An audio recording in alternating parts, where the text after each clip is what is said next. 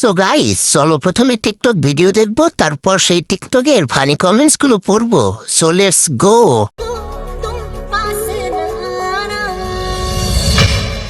A few moments later.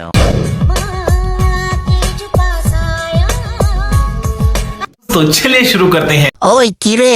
ওই কিরে মধু মধু। ছেলেরা ঠিক আছো তো? समझ रहे हो? কেউ আছো আমাকে কক্সবাজারে নিয়ে আদর দিবে? ভিডিও দেখলে এইখানে সুরসুরি লাগে কেন? আমার মায়ের মতো। কতজন যে কষ্ট করেছে আপুর পেছনে কে জানে।